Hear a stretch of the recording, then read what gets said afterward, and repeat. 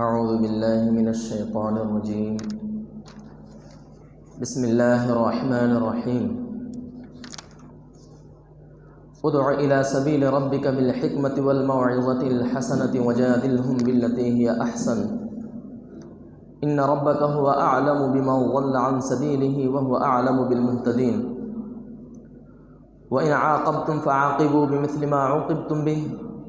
ولئن صبرتم لهو خير للصابرين. واصبر وما صبرك إلا بالله ولا تحزن عليهم ولا تك في ضيق مما يمكرون إن الله مع الذين اتقوا والذين هم محسنون.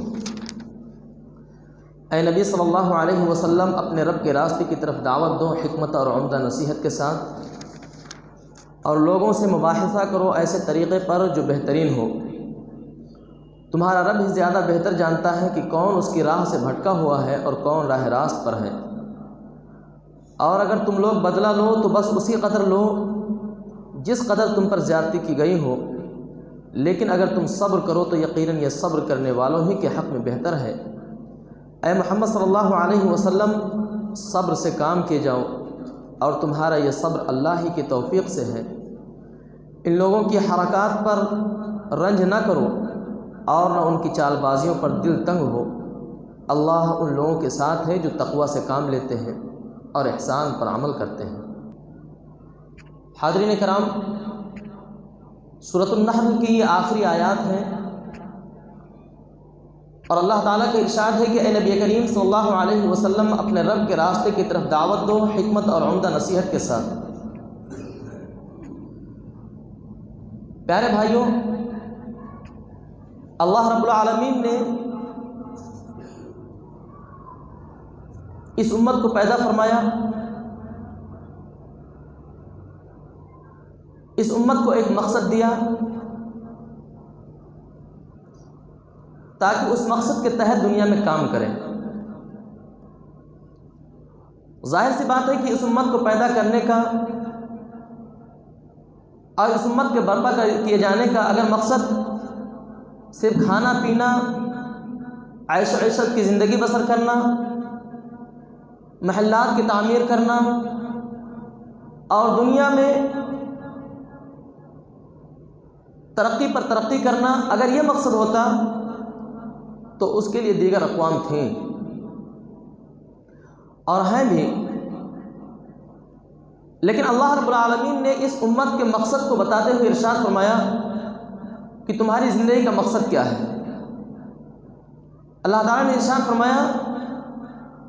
کنتم خیر امۃ اخرجت للناس، تم بہترین امت ہو جو نکالی گئی ہو، تم برپا کی گئی ہو. اللہ رب العالمین نے تمہیں یوں ہی نہیں پیدا کر دیا ہے،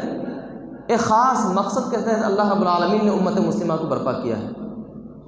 اس امت کے وجود کا ایک خاص مقصد ہے،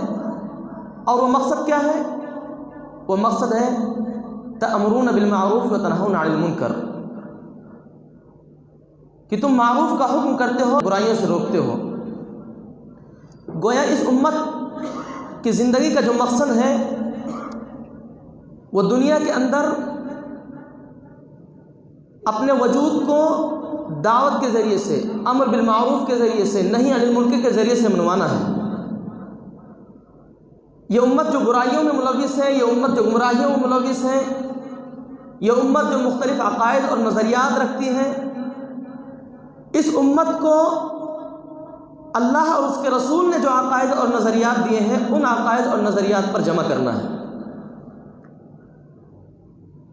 لیکن افسوس کا مقام یہ ہے کہ آج دیکھیے کہ جو امر بالمعروف اور نہی عن المنکر کا فریضہ اللہ رب العالمین نے اس امت کو سونپا،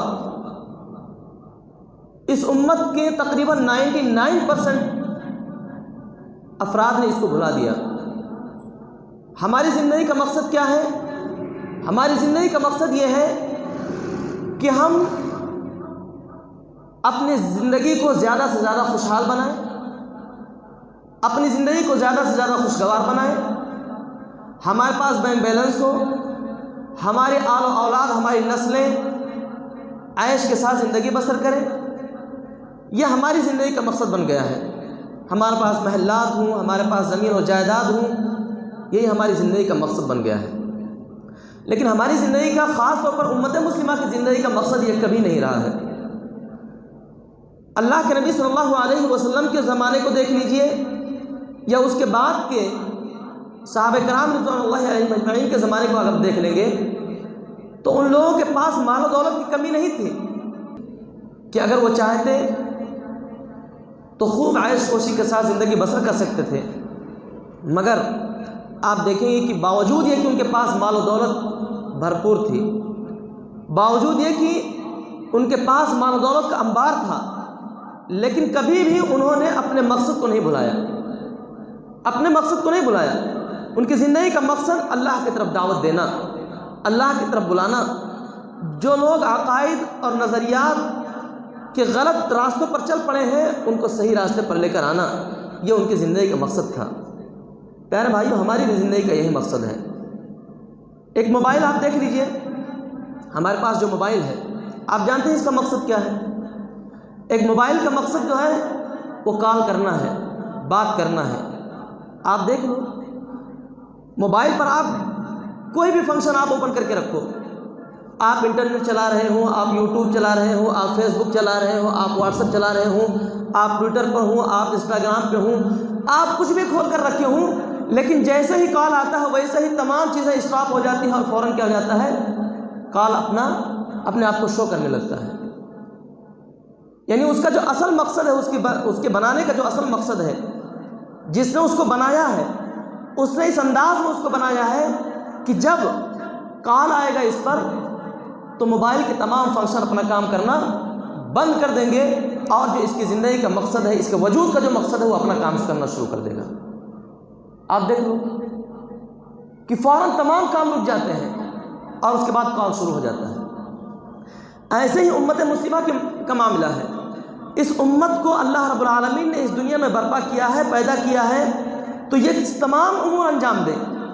یہ اپنی زندگی بسر کرنے کے لیے معاش کی تگ و دو میں بھی لگا رہے، یہ اپنے وجود کے بقا کے لیے تگ و دو کرے، مال و دولت کمائے، حلال اور حرام کی تمیز کرتے ہوئے جس قدر ممکن ہو اس قدر مال و دولت کمائے، اس سے اس کو منع نہیں کیا گیا ہے۔ لیکن اس کی زندگی کا جو اصل مقصد ہے دعوت اللہ، اللہ کی طرف لوگوں کو بلانا، اللہ کی طرف دعوت دینا، یہ اس کی زندگی کا بنیادی مقصد ہے۔ اس مقصد کو اس نے نہیں بھولنا چاہیے۔ یہ زندگی کے شعبے، کسی بھی شعبے میں ہو، زندگی کسی بھی شعبے میں ہو، وہ تجارت کر رہا ہو، وہ معاش کے کسی بھی مرحلے میں ہو، وہ کہیں پڑھا رہا ہو، وہ ٹیچر ہو، کچھ بھی ہو، زندگی کسی بھی شعبے میں ہو،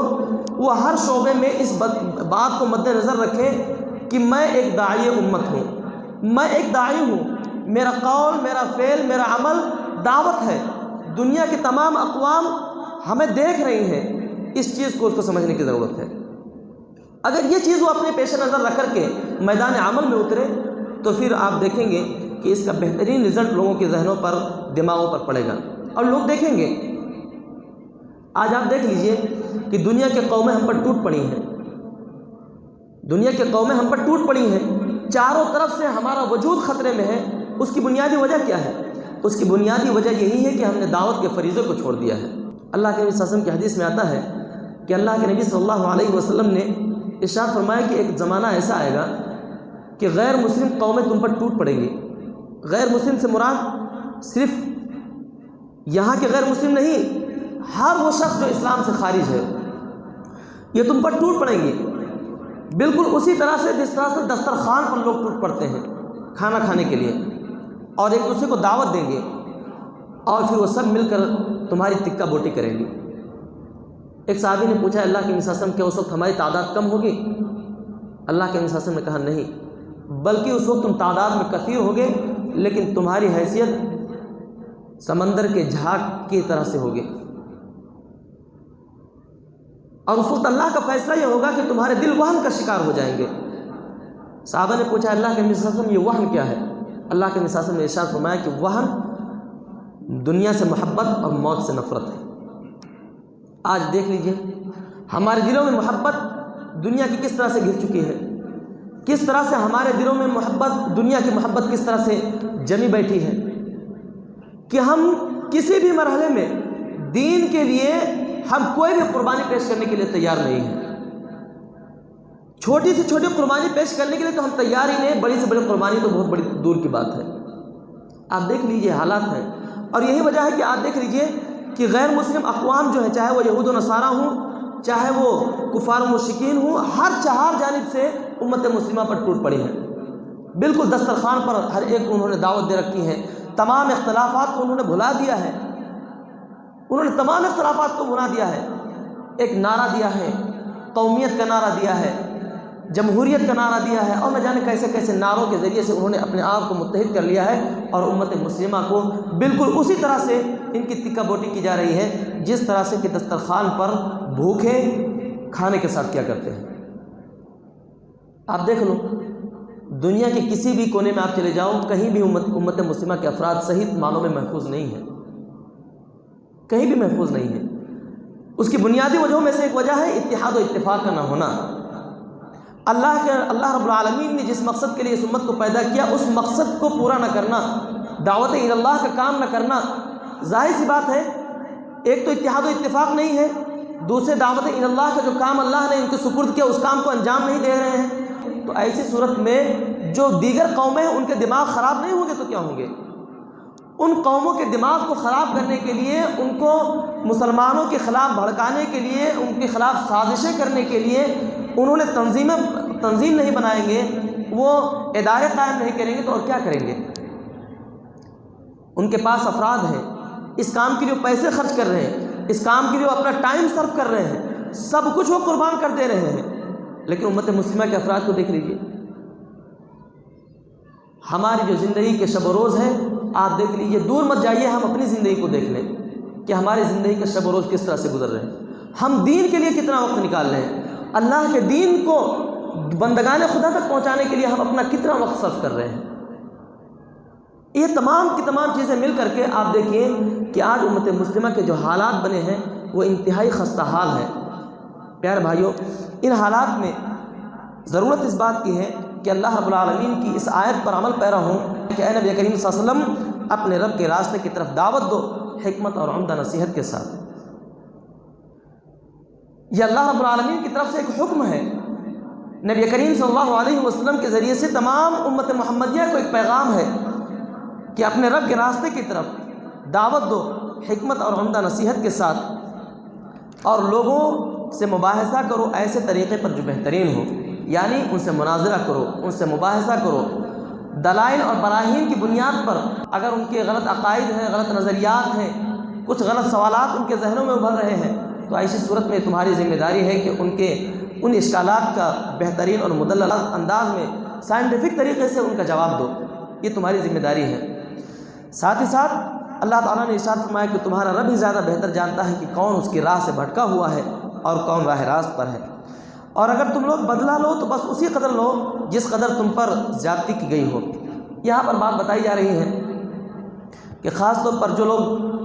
دین حق کے راستے میں ستائے جاتے ہیں، انہیں مارا جاتا ہے، انہیں پریشان کیا جاتا ہے، تو ایسی صورت میں ایک بہت بڑا ذریعہ ہے صبر۔ اللہ رب العالمین نے اہل ایمان کو خاص طور پر اس بات کی بھی تلقین کی ہے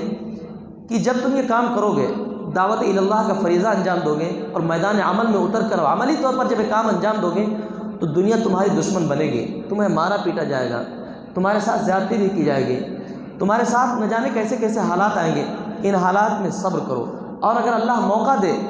موقع ایسا دے کہ جب تم طاقت میں آ جاؤ، قوت اور اقتدار تم کو حاصل ہو جائے، تو اللہ نے ارشاد فرمایا بدلہ اسی قدر لو جس قدر تم پر زیادتی کی گئی ہو۔ آپ دیکھ لیجئے، بلکہ اس سے بھی بڑھ کر اللہ کے نبی صلی اللہ علیہ وسلم نے آپ دیکھیے کہ اللہ رب العالمین کے اس حکم کی منشا کو پورا کیا ہے۔ فتح مکہ کا موقع ہے،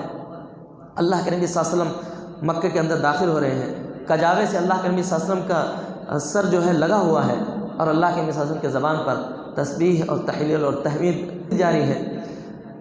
اور جتنے بھی کفار مکہ تھے، خاص طور پر وہ لوگ جو اللہ کے نبی صلی اللہ علیہ وسلم کے ساتھ جنہوں نے ظلم و زیادتی کی تھی، جنہوں نے اللہ کے نبی صلی اللہ علیہ وسلم کے ساتھ نہ جانے کیسے کیسے برتاؤ کیے تھے، ایسے تمام لوگوں کو اللہ کے نبی صلی اللہ علیہ وسلم نے معاف کر دیا، لوگوں کو معاف کر دیا۔ تو اللہ رب العالمین نے ارشاد فرمایا کہ اور اگر تم لوگ بدلہ لو تو بس اسی قدر لے لو جس قدر تم پر زیادتی کی گئی ہو، لیکن اگر تم صبر کرو تو یقیناً یہ صبر کرنے والوں ہی کے حق میں بہتر ہے۔ ظاہر سی بات ہے، اگر ہم صبر کریں گے تو اس پر ہم نہ صرف ہمیں بدلہ ملے گا بلکہ اللہ تعالیٰ کے یہاں سے اجر و ثواب کی ہمیں پوری پوری امید ہونی چاہیے۔ اس کے ساتھ ساتھ اگر ہم زیادتی کر بیٹھیں،